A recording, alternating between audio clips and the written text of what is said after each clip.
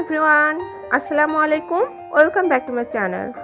আজকে আটা দিয়ে দারুণ মজার একটা রেসিপি তৈরি করে দেখাবো। আর এটা দেখতে কিন্তু অনেক বেশি সুন্দর আর খেতে এত মজার যে বাচ্চারা তো অনেক মজা করে খাবে আর বারবার এইটাই খেতে যাবে। তাহলে চলুন কিভাবে এই রেসিপিটি বানানো যায় খুব সহজে ঘরে এবং ওভেন ছাড়াই সেটা দেখিয়ে দিই। রেসিপিটি তৈরি করার জন্য প্রথমেই একটা মিক্সিং বোলের মধ্যে দিয়ে দিচ্ছি 2 টেবিল চামচ পরিমাণ চিনি।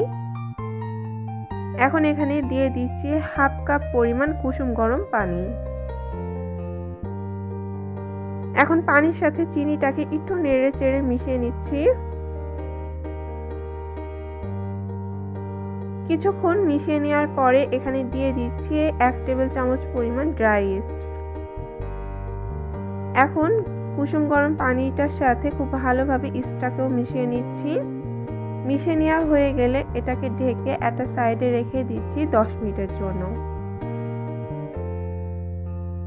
10 মিনিটের মধ্যে কিন্তু আমাদের ড্রাই ইস্টটা অ্যাক্টিভ হয়ে যাবে। ফিরে আসলাম 10 মিনিট পরে।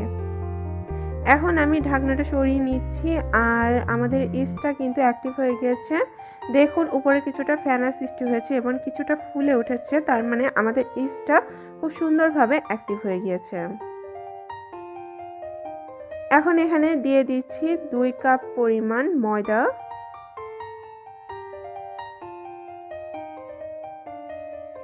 সেই সাথে দিয়ে দিয়েছি স্বাদ মতো কিছুটা লবণ। এখন ময়দাটা খুব ভালোভাবে ইস্টের সাথে মিশিয়ে নিচ্ছি। এ পর্যায়ে আমি অল্প অল্প করে কুসুম গরম পানি অ্যাড করছি আর সফট একটা ডো তৈরি করে নিতে হবে। চেষ্টা করবেন পানিটা অল্প অল্প করে দিয়ে মেশানোর জন্য, তাহলে করে পানির মাপটা ঠিক থাকবে। একবারে বেশি দিয়ে দিলে কিন্তু পানির মাপটা কম অথবা বেশি হতে পারে। এখন অল্প অল্প করে পানি দিয়ে সফট একটা ডোটা তৈরি করতে করতে যখন এটা এরকম আঠালো হয়ে আসবে তখন দিয়ে দিচ্ছি 1 টেবিল চামচ পরিমাণ রান্নার রেগুলার তেল। তেলটা দিয়ে যখন এটাকে মথা শুরু করবেন তখন এটা আস্তে আস্তে স্মুথ হয়ে যাবে। আমি এখানে কিন্তু আরও 1 টেবিল চামচ পরিমাণ তেল দিয়ে দিয়েছি। টোটাল আমি এখানে 2 টেবিল চামচ পরিমাণ তেল ব্যবহার করেছি। এটা এখন খুবই স্মুথ একটা সফট আঠালো ডোয়ে পরিণত হয়ে গিয়েছে। এখন এই ডোটার উপরে কিছুটা তেল উপর দিয়ে ব্রাশ করে দিচ্ছি, যাতে করে রেস্টে রাখার পরে এই ডোটা উপর থেকে ড্রাই না হয়ে যায়। এখন তেলটা ব্রাশ করা হয়ে গেলে ঢাকনা দিয়ে ঢেকে এটাকে একটা সাইডে রেখে দিচ্ছি 1 ঘন্টার জন্য। চেষ্টা করবেন গরম কোনো জায়গায় রাখতে, তাহলে করে ইস্টটা ডোটা খুব ভালোভাবে ফুলে উঠবে।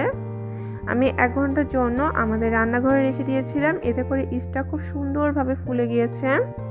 এখন এটাকে আবারও একটু মথে নিচ্ছি হালকাভাবে, যাতে করে ভিতরে যে বাতাস ক্রিয়েট হয়েছে সেটা বাইরে বেরিয়ে।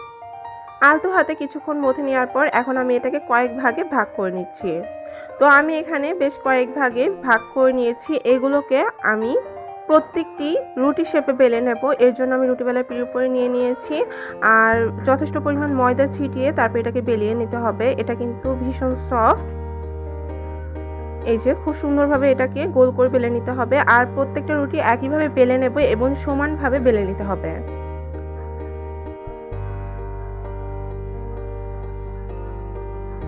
বেলে নেওয়া হয়ে গিয়েছে আর একইভাবে সবগুলো বেলে নিয়েছি। সবগুলো বেলে নেওয়ার পর আমি বাকি স্টেপটা ফলো করব। এর জন্য আমি এখানে অল্প হাফ চা চামচের মতো কিছুটা সয়াবিন তেল দিয়ে নিয়েছি। আপনারা চাইলে মেল্টেড বাটার বা ঘিও দিয়ে নিতে পারেন। এখন চারপাশে তেলটা ছড়িয়ে দিয়ে তারপর কিছুটা ময়দা দিয়ে দিচ্ছি। আপনারা চাইলে ময়দার পরিবর্তে কর্নফ্লাওয়ার ব্যবহার করতে পারেন। একইভাবে আমি উপরে আরেকটা রুটি দিয়ে দিচ্ছি এবং একই প্রসেসে আমি প্রথমে সয়াবিন তেল দিয়ে দিচ্ছি এবং তারপরে কিছুটা ময়দা ছিটিয়ে দিয়ে নিচ্ছি।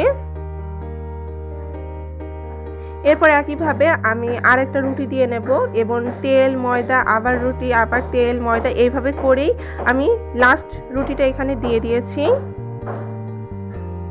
এটার উপরে আমি কিন্তু কোনো তেল বা ময়দা কিছু দিইনি। এরপর এটাকে বেলে নিতে হবে। তো পিঁড়িটা আমার এখানে ছোট হয়ে গিয়েছে, আমি এটাকে বড় একটা ট্রের উপরে নিয়ে নিচ্ছি আর ময়দা ছিটিয়ে এটাকে বেলে নিতে হবে।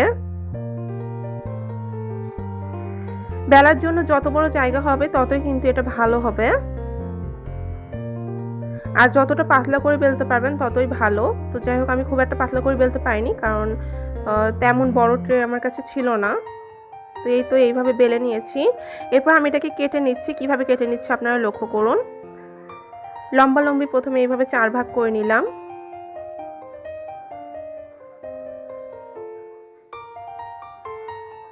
এরপরে আমি আবারও এটাকে কেটে ছোট করে নিচ্ছি। আপনারা আপনাদের পছন্দ মতো কেটে ছোট করে নিতে পারবেন।